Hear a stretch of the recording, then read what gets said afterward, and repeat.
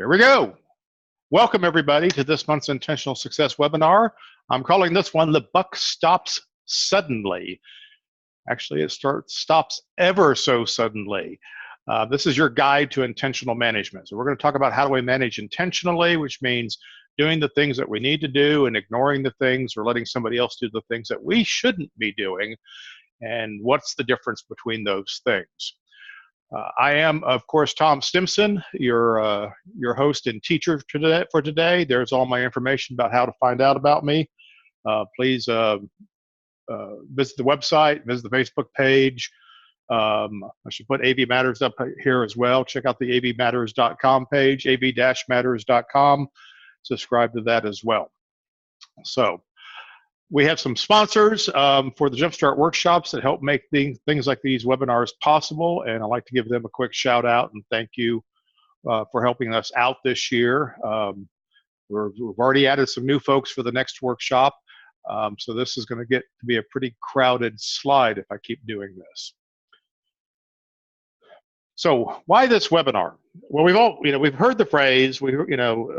Certainly in America we hear about the buck stops here, and what the buck stops here means that I'm the person who has to handle this problem. There's nobody above me who's going to handle it. This is where the problems stop. They stop with me.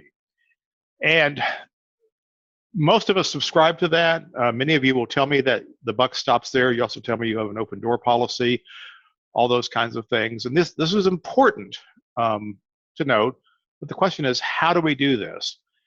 And then what many of my coaching students, companies that I work with, the owners and managers that I work with have learned is that sometimes they have a problem that falls in their lap that they didn't even know existed. They didn't see it coming, and all of a sudden, it suddenly is there. And so when the buck stops, sometimes it's just a surprise that this fell into our lap. So how can we help reduce some of these things being a surprise? How do we prepare more for this? In other words, how do we do our jobs better so that we have fewer problems that are falling in our lap? Now, it's easy, and the reason we need to have this webinar, we need to be reminded of these things, it's easy to forget to work on long-term goals and indirect results when you're putting out fires. So many of us are living very reactionary or reactive roles. You just put out the next fire and you move on. And it's hard to think about where do you want to be in 3 months or a year or 3 years when you're doing that. But you can't ignore the fires, because if you ignore the fires, then there is no long term. So how do we balance this out? How do we make up for this? And then I don't have to remind you that as the owner or the principal or the general manager or the managing director, whatever your title might be, you own all the mistakes that your entire team makes, but you only get to share in successes. So when we have a success, we do it as a team. When we fail, it all reflects back upon you.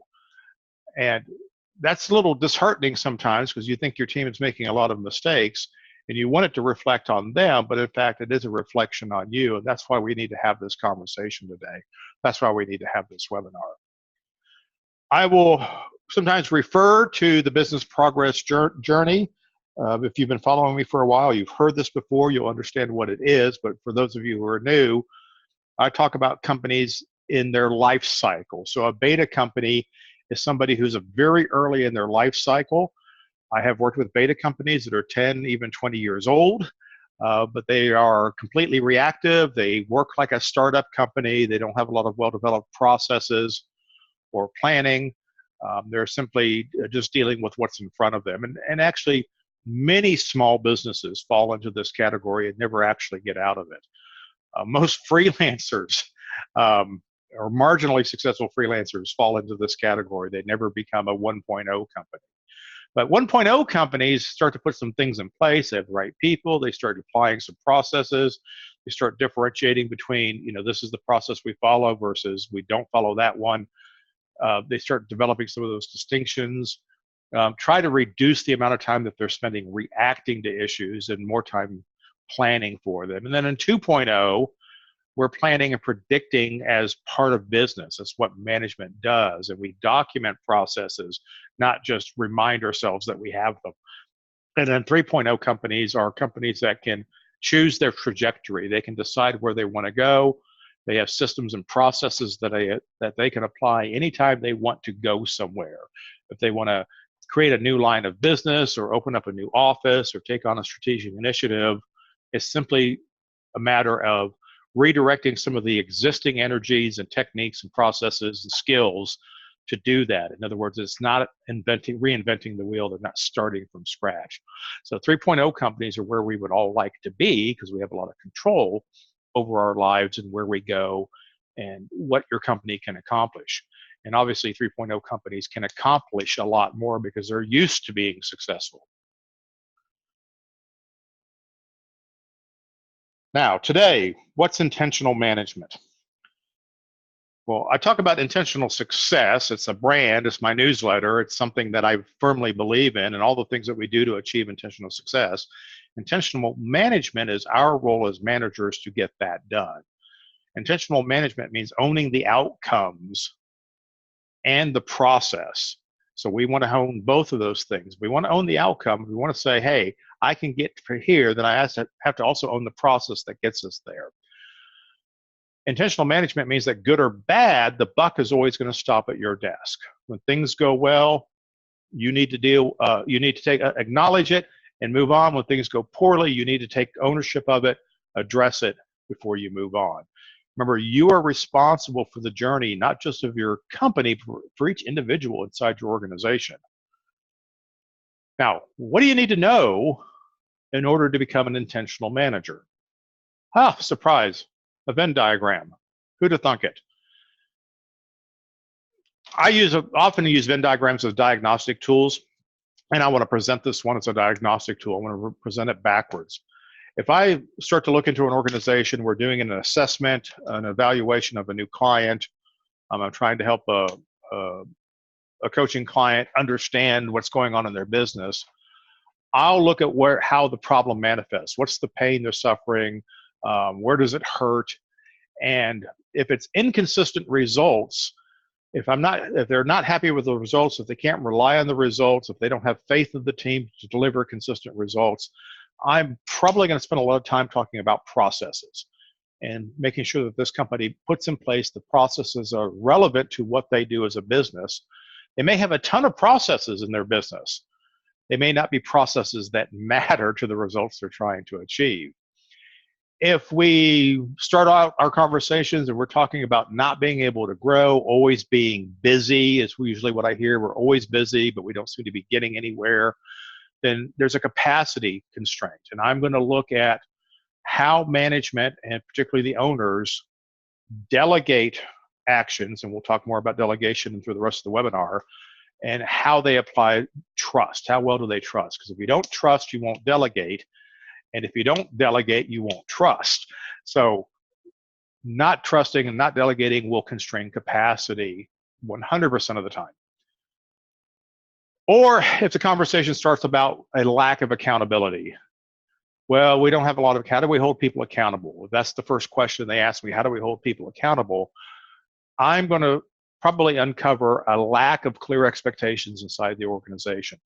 We're not doing a great job of helping people understand what good work looks like, what they're expected to do, or we're certainly not consistent about how we do this. So the glue that holds management together, makes management successful, is laying out clear expectations, designing and maintaining relevant processes to the business that you're in, and then trusting and delegating people to execute those processes and deliver on those expectations. And I've got to get all three of these things pretty tight and working together, and I need to come back to them often to make sure that I'm following up on this. This is really what intentional management looks like.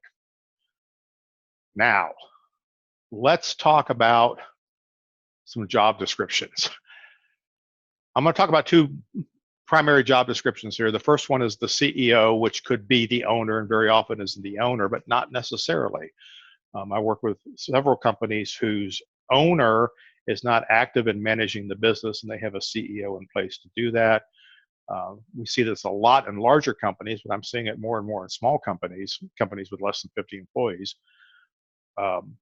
And the CEO's responsibility has three responsibilities. It's very, very simple. Now, you as a CEO may have a lot more responsibilities, and we will talk about that. But when you're wearing your CEO hat, when you're in the CEO role, you have three primary responsibilities. One is you provide the vision for the organization. Where are we going? How are we going to get there? It's strategy 101. Who are we going to be along the way? These are the things that fall into your vision. You're responsible for providing cash flow. There's a lot of different ways to get cash flow, and we'll talk about that in a little bit of detail as we go forward here. And then you've got to get the right people in place. So a good CEO will make sure that that vision is constantly reinforced, updated as needed, and supported. They're going to provide the money that fuels the organization. And without money, there's a lot of things. We just can't do a whole lot without money. And if we're chasing money all the time, that's a whole nother problem. So cash is king, and the CEO's job is to make sure that we have the cash we need to do the things that we're supposed to do. And then the CEO is responsible that we have the right people in place. And this doesn't mean hiring every person in the organization.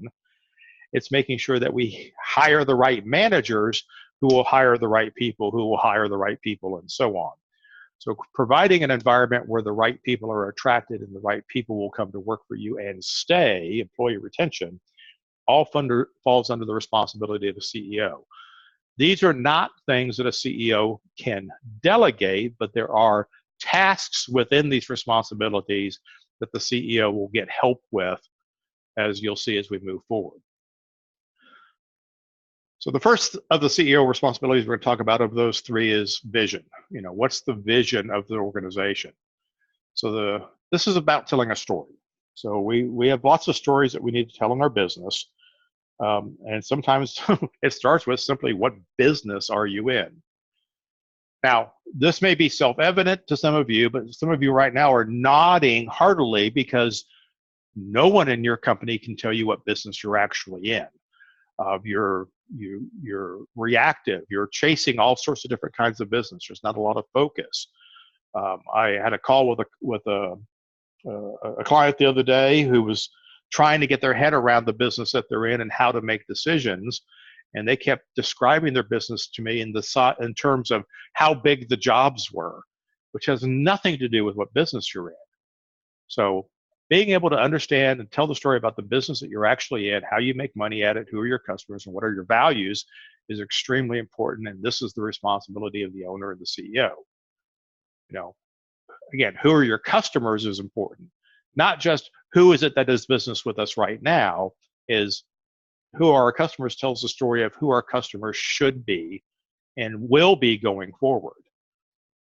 This is difficult for a lot of you because you don't want to scare away potential customers. We like to think that, well, this customer who's non-ideal now will suddenly become ideal one day. And that's not how it works. There are millions of potential customers out there. Trying to make our business fit around a bad customer is one of the things that undermines a business, undermines growth, and basically hurts us on vision and cash flow and getting the right people on board. So what is our value to customers? What's our value proposition? Again, another difficult thing for some of us to express. Our value proposition is whatever customers will pay us for. That's not true.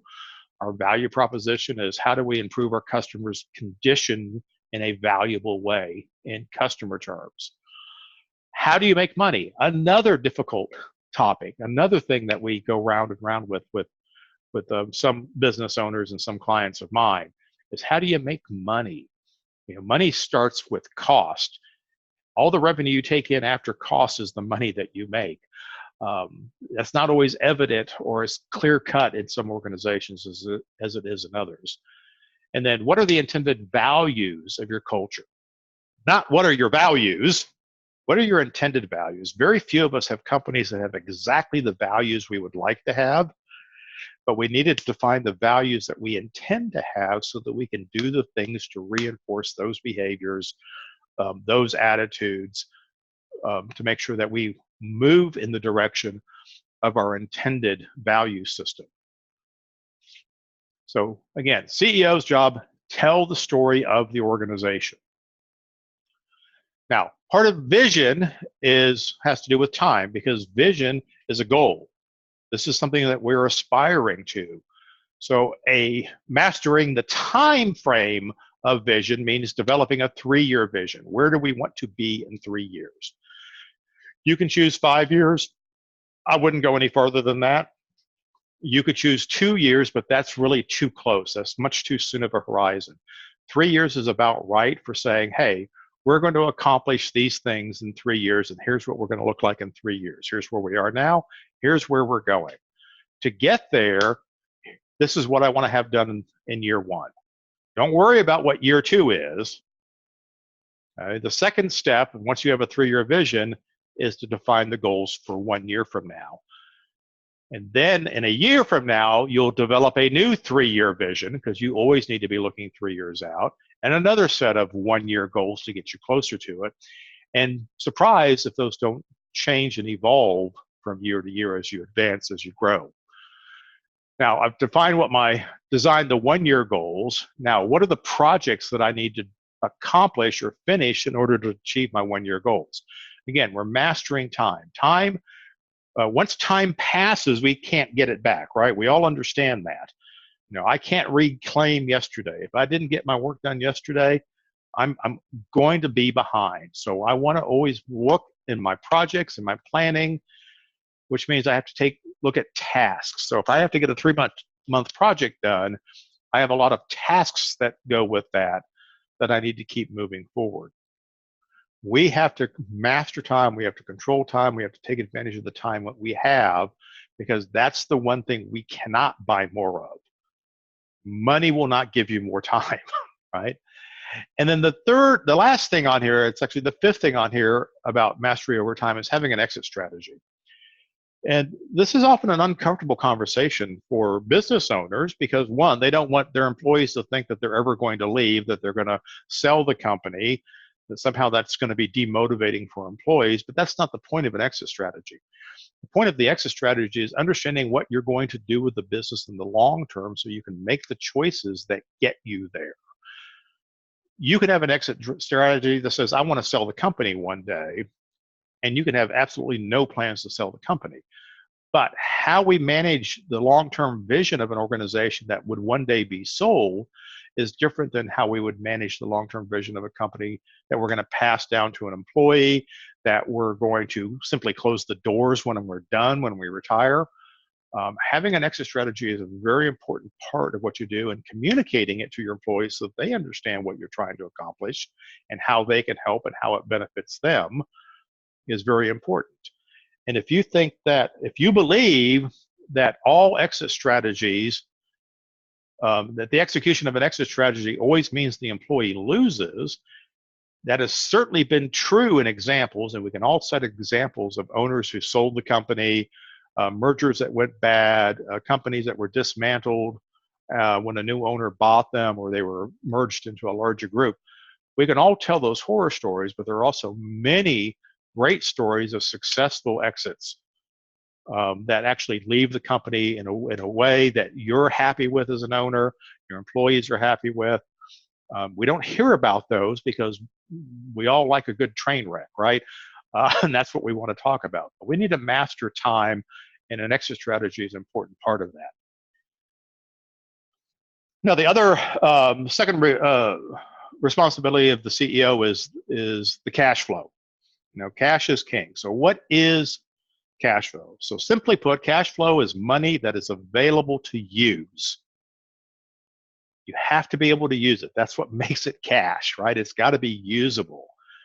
And cash flow comes from net profit. Net profit will generate cash flow, but not all net profit is cash, right? So net profit and cash are two different things, but cash flow comes from net profit. So some part of your net profit is converted to cash flow. If you sell assets, that creates cash flow. If you get a cash injection, you put money into the business, you take on a partner, you get a loan, that's a cash injection. That is also cash flow. So an investor can create cash flow by bringing money to the table. Now, ideally, we'd like all of our cash to come from net profit, but it can come from other places as well. And the owner's job is to do that. Now, in order to manage cash flow, we've got to master a few financial skills. Um, Usually the first one that I work with new clients on is how to manage lines of business separately. Most P&Ls are set up where the entire company is one line of business.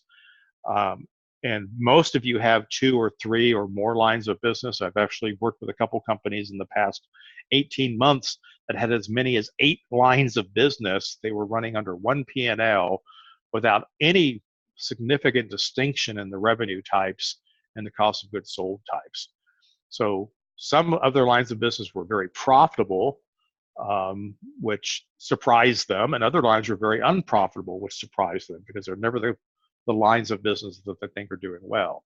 So we've got to manage these lines of business separately. We have to be able to look at them separately and assess how they are working. So one of the first things we do is we recast the P&L, we rebuild the P&L so that we can get easy. It's more easy to see results and assess the results by line of business. Yes, sometimes we just need a blended P&L. We did $10 million of revenue, we had $6 million of gross profit, we had $5 million or whatever. But we want to drill down quickly and easily on a monthly basis, quarterly basis, on a trailing 12 months basis to see how we're doing. And what is good for one line of business may not be good in another line of business, right? So to properly manage cash flow, you have to understand your lines of business. If you received an upfront payment for $1 million sale of a product, and that product is going to cost you $900,000, then you just created $100,000 of cash flow, not $1 million of cash flow. You were creating $100,000 worth of cash flow. So most of that cash will go into overhead, and a small amount will go to profit that you can then utilize to do other things with. Each line of business generates cash flow at different rates. Now, part of managing cash flow is managing overhead expenses. Generally we call these fixed expenses, though in reality, most of them aren't very fixed. And we pay for our overhead expenses through the gross profit we get from the transactions that we conduct.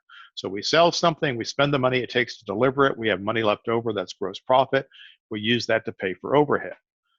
Now, the less overhead you have, the easier it is to support your business, the easier it is for you to survive the ups and downs of business, the busy and the slow times, which most of you have. And if we have scalable processes, then we reduce the need for overhead, because that means that we're putting more of our cost of goods sold on an as-need basis. Right? So we're outsourcing, we're doing overhires, we're contracting work out when we're busy, so that we don't have to pay for that same work when we're slow and we don't actually need it.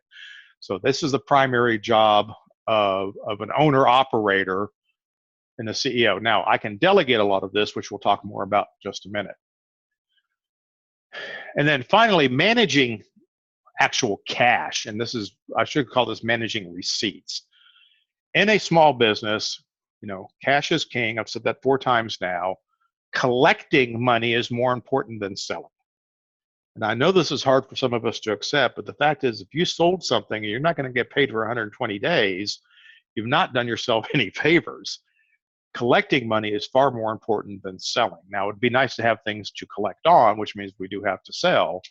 But if you sell something without planning for collecting it, then you're falling down on your job as the owner or CEO.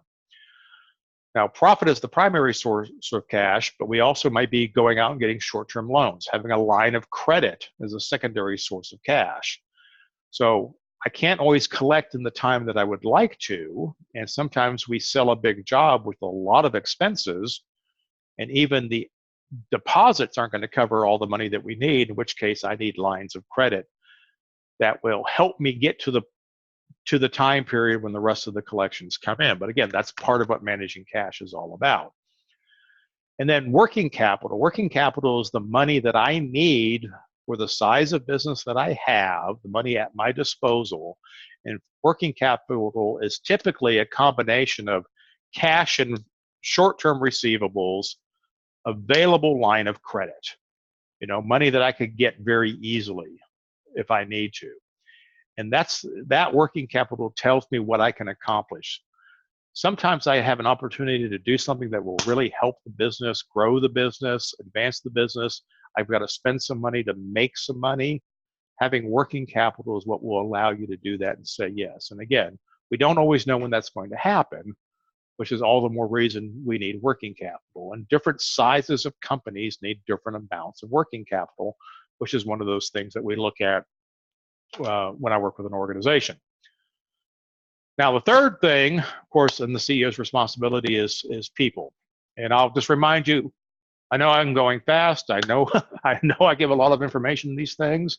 You don't always have time to keep up with the questions, but if you do get a question, just go ahead and type it in there, and I'll stop and answer it if I can. If not, we will collect all those and answer them at the end of the webinar. So questions anytime. Which I will pause and answer one right now.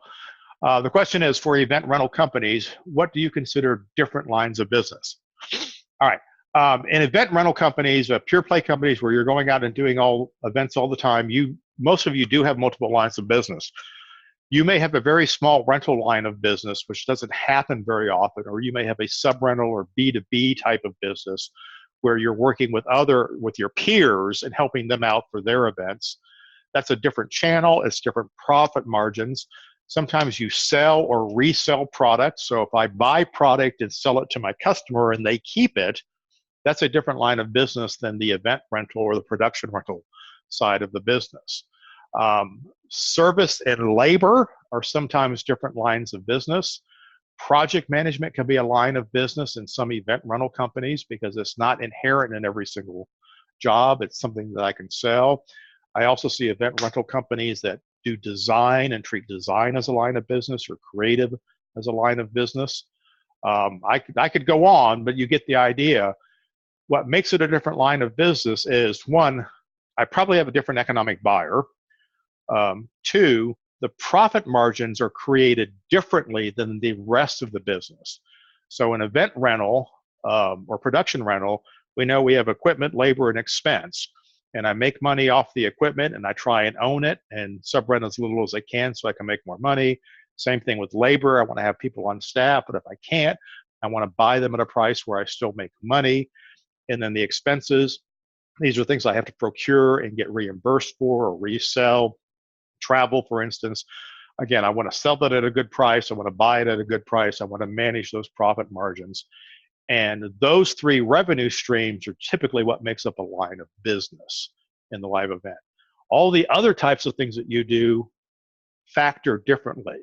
They blend differently. So if I'm doing box sales, I'm buying a box for $100, I'm selling it for $150, which is a 33% profit margin. That's how I make money. Right? Different line of business, different type of success. And what I typically see is in an event rental business, and they do an installation, which I didn't even mention. Oh, the client asked us to do an installation. We're putting a LED wall in their lobby because they love our LED wall and they like working with us. That's a completely different line of business. The profit margins, how you make money, everything about that is different than event rentals. So I want to record and track that sort of thing differently, particularly if I plan on doing more of it. So I hope that answers your question. I got a comment here. Thank you for the comments too. Comment, he says, I've viewed the exit strategy as also including removing oneself from roles they don't need to be in anymore, delegating, grooming, training others to take on the role. Thank you for that very, very much, Bill. That's a fantastic point. Yeah, a lot of exit strategy, and as I get to the next section and talk about the general manager role, is the owner exiting from roles that they've traditionally had. So as a company grows, your job description gets smaller and smaller. And this applies to everybody in your organization, not just the people at the top. And so you have to exit out of that. I tell a story, it's too long for a webinar, but I tell a workshop story about business lessons for my dad. And one of the business lessons was a manager's job is to work themselves out of a job. And that's exactly what Bill was talking about in his comment about exit strategy. So thanks for that. Awesome. So let's talk about this people thing. Most of you, I'm sure, have read the Jim Collins' Good to Great, and getting the right people on the bus and getting the wrong people off. and then getting people into the right seat. Yep, that's exactly what it's like. So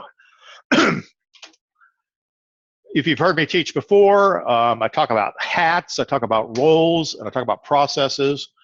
I want to distinguish between roles and processes very quickly. Roles are temporary job descriptions. So in a small business, one person can have multiple roles. Let's take a receptionist. I may have a receptionist whose job is they sit at the front desk, they answer the phone, but that's not the only thing they do all day long. We may also have them working on accounts payable or some other admin work that they can do in between phone calls. That usually isn't time sensitive, and these are different roles, right? There are also different processes. So a role is a temporary job description. A role will execute a process. So when I'm a receptionist doing accounts payable, I'm the accounts payable clerk executing the accounts payable process, as opposed to a receptionist where I'm doing the receptionist job using the receptionist process, but I may be the same employee. So managers delegate roles and manage processes. So do we have the right people with the right roles, and are they using the correct process to be successful at that role? Now, if we think about managers as having that responsibility, if somebody in your team is not being successful, you can look at the process that they're applying and see if the processes need some tweaking. But you might want to look at the roles that they're applying, and maybe their roles are in conflict.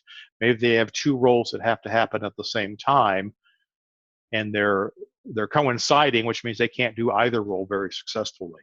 And this is management's responsibility to identify these things and correct them. Now, we have to choose the right managers. We've all hired this AV tech by accident at least once. Managers have to do the math, okay? Employees are there to either make money for the business or save money, sometimes both. So the reason I hire somebody to work in the warehouse is not to make us money, they're there to save us money. The work has got to get done. It's more efficient to have an employee do it than to outsource that work. So they're actually there to save us money, okay? An employee that makes us money is one who makes decisions about not spending. It's not the employee who gets us revenue. So if we think of sales as the people who generate revenue, operations is what generates gross profit. We have a lot of people in operations that make the company money because they make decisions about not subrenting because we can make a substitution. That is a decision that will make you money. All right? So we want to choose managers who understand these things and reinforce and support these things. We want to have managers that create the right mix of employees for your culture. So if you're the CEO, pay a lot of attention to the managers that you're choosing, because they're going to affect the mix of the employees that you end up with. Look at future-proofing. Future-proofing means, sometimes hiring somebody for what they're going to be in 3 to 5 years. That's one form of future-proofing. Another form of future-proofing is don't hire someone and tell them where they're going to be in 5 years, which means you're stuck with them. We hired this person to be a manager, but the company has outgrown them. That's not future-proofing. So give yourself that flexibility to do that. And then the key to management is always to give authority and provide people budgets. If I have a company that's struggling with consistency and accountability, I will find that there's not a lot of authority given to the right people or given at all. And no one has a budget to work with, which means everything's an exception, everything's a problem. Every spend is a decision rather than just something that we need to do. So getting managers who understand all of these things is very important to growing your business. Delegating is also very important. I'm a classic control freak. Our industry attracts control freaks. We all want to keep our fingers on everything. We all want the best person doing every task. And that's not how management works. It's very difficult to grow your business by putting the best person for any task in charge of every task. Sometimes we need the second, third, or fourth best person to do that. The person with the best phone skills is not the person you necessarily want to be your receptionist. It might be, but chances are it's not. They're probably capable of doing other very important and valuable things for you. And I can hire the second or third person to do that. So, delegate success. Want to make sure that everybody's aligned with the vision, that they understand the roles and the processes are supposed to apply. We focus on outcomes. Remember, I say all the time, sell the end result, not the plan. Sometimes how we get there might be a little bit messy, but if we understand what the end result is, then we can forgive a lot of those, a lot of the journey that people take to get there. And then if you want to delegate, then you're going to have to learn to document and you have to learn to train. And we can't train before we document. And if we document, what's the point if we don't train people on to do it? So document and train go together. They go hand in hand. Write stuff down. Oh, and don't worry, it's going to change in a month. Modify it, fix it, and retrain it, and train and train and train again. I'm a martial artist. Matter of fact, I just came from a karate class before I came here. I'm working with my instructor. And we talked a lot about how when you're training martial arts students, you have to teach them the same thing over and over and over again. We teach the fundamentals. People lose the nuance of them over time. They may get the scope of it, but they may not get the details of it. So we have to keep training these things over and over and over again. And don't apologize for it. Just keep doing it because it's important. And then leadership. If we're going to manage people, we have got to provide leadership, whether it's in ourselves or in the people that we hire who are our leadership proxies. Okay? Lack of leadership is probably the #1 reason that companies get stuck, why they can't advance, why they can't solve their own problems. You know, people get in their own way. If we start talking about accountability and blame, you know, I'm gonna try and figure out why we don't have leaders in leadership roles. Hire leaders before you hire experts. I deal with a lot of experts in our industry. We've all got that guy or gal who's just the expert, and we can't seem to do anything without them. They're the smartest person in the room, and they'll usually tell you that too. But they're not often leaders. And we're scared to death of losing these people because of their technical knowledge or some skill that they have. But in general, most of companies that I work with are better off after their experts leave the company and the leaders can step forward. So develop leaders, look for the leaders in your organization, give them the opportunities to develop, promote leaders before you promote experts, because you can always get more experts. Now, delegating. As the owner, I don't want to always be doing all of these things. I want the company to grow. Eventually, I'm going to need a general manager. But if you're a small organization, if you have less than 25 employees, you are probably both the owner and the general manager of your business. And as you get a little bit larger, you'll find that maintaining those 3 important things that you're supposed to do, vision, cash flow, and people, takes up so much of your time that you don't have time to do the general management role, and then it's time to hire someone else for that. But in the meantime, that might just be you. So let's talk about the general manager role. And what do they need to do? Well, first and foremost, their job is to execute the vision that's been well defined and laid out. Vision creates expectations.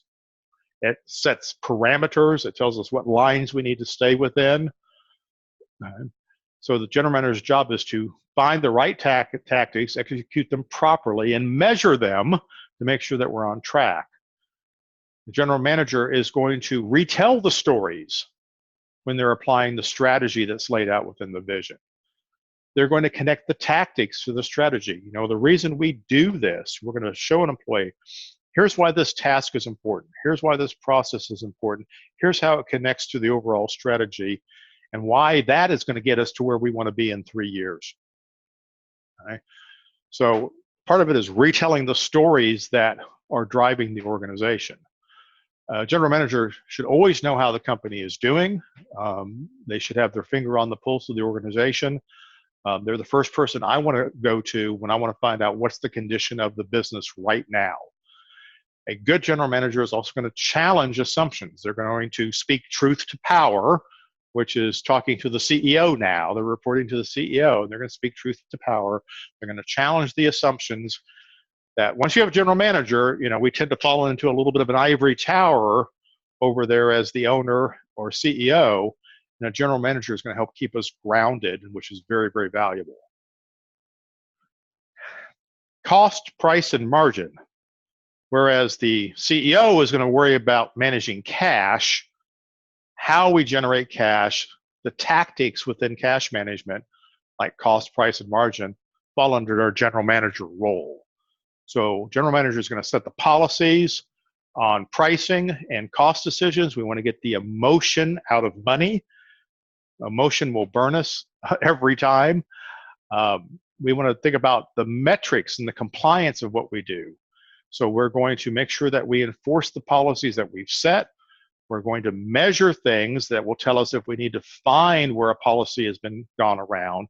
If all of a sudden we see our margins falling down, if we see our discounts creeping up, I might want to check the policies that I've put in place and make sure that I'm doing the proper enforcement and coaching to make sure that people stay in compliance. The general manager also has to be constantly monitoring and evaluating key performance indicators, the performance of teams, the performance of other managers, and making sure that they are delivering on the cost, price, and margin mandates of the organization. Otherwise, what we have is the wild, wild west. If somebody's not managing costs, if the company doesn't talk about what things cost, that creates problems with your pricing, which creates problems with your margin. Right? General manager's job is to take a look at that. And general manager is also, we're going to delegate performance to the general manager. So they're going to be involved in a lot of the hiring. This doesn't mean they make every hire, but they make sure that the process for hiring gets the kind of results that we're looking for. So the general manager is going to own the hiring process. And I could do an entire webinar on hiring process. Financial results is owned by the general manager, the person in that role. Customer feedback is owned by that person, and they need to be seeking this out. We need to know how the company is doing in customer terms, how they tell us how we're doing. Process compliance is also part of performance. We follow processes because it's the processes we set out. If the process doesn't make sense and needs to be redesigned, that's a whole different thing. But we first have to comply with it. That's what a process culture does. And a general manager is there to monitor that performance and make sure that we're doing that and addressing processes that are not working well so that we can fix them rather than have people go around them, which creates a whole other set of problems. And then employee feedback and retention is very important. If we're going to all the trouble of hiring the best employees and go through a process of recruiting and onboarding them and training them, then we need to put a lot of energy into actually keeping them and listening to them. Now, not all employee feedback needs to be acted upon. Sometimes employee feedback is just employee feedback. Not all employees have great ideas, but we do need to have that feedback loop in order to find the good ideas and make the adjustments and tell us what we need to communicate better on. Woo! That's a lot of stuff. So for most of you, the CEO and the general manager is just one person. As the company gets bigger, it might be two. I may have even described as many as 5 people's jobs in this brief webinar. We have to master these things. Everything else is noise. Everything else is tactics. Right? These are the things that we have to provide for if we want to grow the company, if we want to scale the business. And we may not be there yet, and that's okay. That's understandable. Very few of us are where we want to be. We're not all 3.0 companies. We would aspire to be a 3.0 company, but what am I going to do? So on day one, if I'm not there yet, review this webinar, and then vocalize your goals. You have goals and you have sub-goals, and they have to happen in an order. Talk about them out loud. Be willing to change them as you get feedback. But start talking about these things. Before you lay out a 3-year vision and say, I have to go in front of my employees and give them a clear 3-year vision, no. Get involvement. Get feedback. Vision is a process. go through that step, and it starts by simply talking out loud about what it is that you're trying to accomplish. Look at spending. Okay, after you've done flapping your jaw and talking about your goals, bury yourself in some spreadsheets and look at how you're spending things on. Find the biggest buckets, your biggest expenses. That's where you're going to have the most impact. For every one of you, it's going to be labor. It's inside and outside direct labor. It's subcontracted labor. All of those together is probably more than 50% of your entire revenue stream. It could be as much as 70%. Spend a little time there. Find some things that we could do a little bit better, that we could spend a little bit better. But that's where you can apply some scrutiny and improve your cash flow, is taking a look at your big spending buckets first. And then the third thing I would do on my first day of being a more effective CEO is do an authority audit. List the key personnel in your company and write down the decisions they're authorized to make. And make sure that they know that. Make sure they know what decisions they're authorized to make. I find two scenarios very common. One scenario is where the employees have no authority to make decisions at all because the owner never gave them any and never intended to give them any. But sometimes they're acting as if they do have them, which creates chaos and upsets the owner, which creates stress, which creates rules, and the owner puts out more mandates and more memos and more processes, and we kind of spiral out of control. Control having two meanings in that word. So do the authority audit. Is authority given out the way that you intended, and is it understood by the people you intended to know about it? And then that gives us something to start working from. And this is a great thing to get started and help you understand where you are at in your business and what kind of work you need to do in order to become a more effective owner and CEO. So we're going to have a little bit of time for questions. Put them in the Q&A box. I'll be happy to answer a few more of them. I got a couple of other things I want to share with you before I let you go, of course. So from time to time, I make some adjustments in my business, and this has been a huge year for me to make some adjustments in my business and get some of my time back, making more time for good clients, to work with good clients and have them work with me. Spend less time travel. I used to be the person that that travels more than anybody else, and now I'm the person who doesn't travel very much, which is letting me work on my business more because I'm trying to practice some of the things that I teach you to practice about delegation. And so here's my offer. You want to grow, you want to make some more money, you want to have fun, you want to do all three of those things. I am interviewing potential clients for 2020. I am making some slots available that I haven't had before. My average engagement with a client is 3 years or longer. And it goes up every year because I have clients who just, we stay together. We're still having success. We're still having fun. So I have a lot of very long engagements, but I've made a concerted effort this year to make room for some more. So I've got limited space for some 12-week Jumpstart coaching programs, which is a concentrated program, kind of a kick-ass, take no names program to get you going, get you moving really quickly over a 12-week period.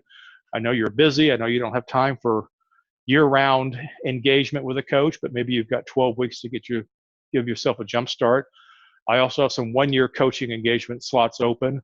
It starts with an interview process. Remember, teaching is about learning. Coaching is mostly about unlearning. I spend more time unlearning the things that hold you back, helping you unlearn things that you learned years ago and they've kept you from growing. We're going to find out what those are. We're going to remove the obstacles to your growth that you've built into your life and your organization and get you moving forward. So if you're being held back, scan the QR code, set up an appointment. It'll take you right to my scheduler, and we can start doing something about that. But it starts with a quick interview, and let's figure out if we're a good fit, see if we can help each other. And if not, we'll say thanks, goodbye. We'll see you on the next webinar. If we can move, then we'll take some next steps. And yes, of course, I have a very organized methodology that will take us through that process to help us get started and help us to be very, very successful very, very quickly.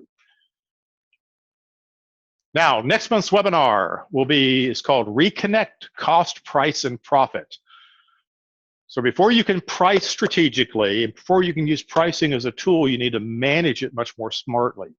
So I'm going to revisit all the things that we need to understand about where cost comes from, how prices are set, and how we create profit through our transactions, and how all these things are closely tied together and connected together. Of course they are. Why wouldn't they be? Yet somehow we still forget. I guarantee you I can do a very powerful webinar on this, and I hope you'll join me for that. That registration is open. You can go register for that right after this webinar. While we're on the management topic, the management theme of this quarter, it's because our Intentional Success, our Jumpstart Management webinar titled Intentional Success is November 11th through 13th. So the next Jumpstart webinar, or Jumpstart workshop, is on management. We're going to talk about vision, leadership, values, people, money. We're going to drill down much more deeply in some of the things that we talked about today, and we will talk about next month. This is going to be an exciting one. I've got some great guest speakers lined up. The registration is already open. We already have people. I've already got 50 people signed up for this. So hopefully we will sell out again as we've done the past couple of workshops. But you need to register now. It's early bird pricing until the middle of October. You're not going to get a lower price. Do that now. Remember, there's discount coupons available. It's all, if you go to the registration page, all the information you need is there to learn all about it. Again, another shout out to the folks out there. I'm going to take a couple more questions here, and let me read some of these. If you got anything on there, please post it. We'd be happy to go through them. All right, let me read it. Thank you for the kind comments, everybody. I do appreciate them. I'm not going to read them out loud, though. All right. I'm having a hard time reading this into a question or making a question out of this, but let me use the question that's in front of me to talk about the 3 hardest things for management to do. This is something that comes up fairly often in my coaching engagements. 3 hardest things for management to do. Number 1 is express expectations without putting conditions on it. Right? When we put conditions on things, it changes the expectation in everybody else's eyes. So our expectation, if they say, give me an example of this. An expectation is, in July, we are typically slow. We want to generate as much revenue as possible. That's the expectation.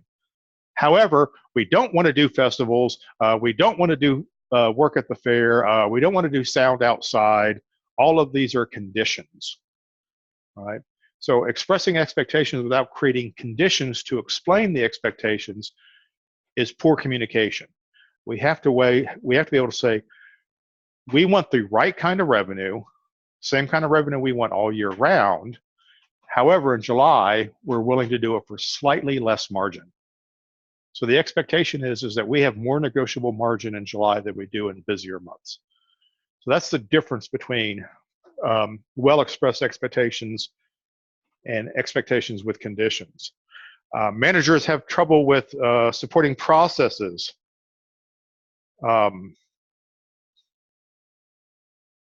So supporting processes that efficiently deliver the right outcomes.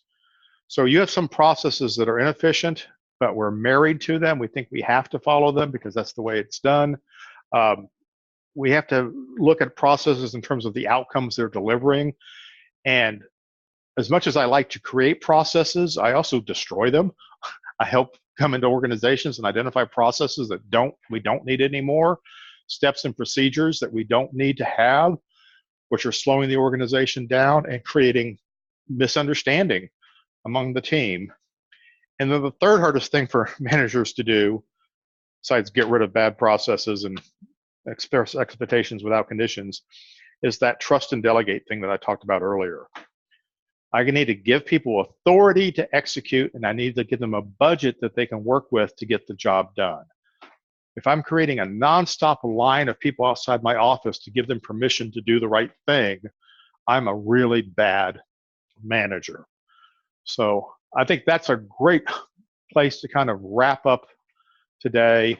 Think about what a good manager does. What are the things that you need to do to become a better manager, a better owner, a better general manager, a better CEO, and narrow down your job description and delegate everything else. And if you have trouble doing that, you know how to find me. Let's schedule a call. Let's talk about that.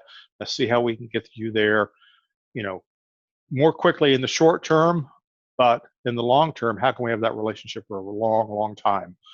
So, final thought, the best investment you can make is not buying a new video projector, not buying an LED wall, not getting a new building or remodeling your office. The best investment you can make is to hire good people. You'll never waste a moment getting the right people inside your organization. But remember, if you want to keep those people, you need to set expectations. You need to provide for them so that they can do their job. You need to delegate authority, create budgets. All those good management things attract and retain the best people. Hire fast, fire faster, but spend what you need in order to hire better than you think you deserve. Thanks everybody for being here. I appreciate you. We are recording. This will be available for you to view online in about 24 hours. Thanks for your questions. Thanks for the feedback. And we'll see you next month.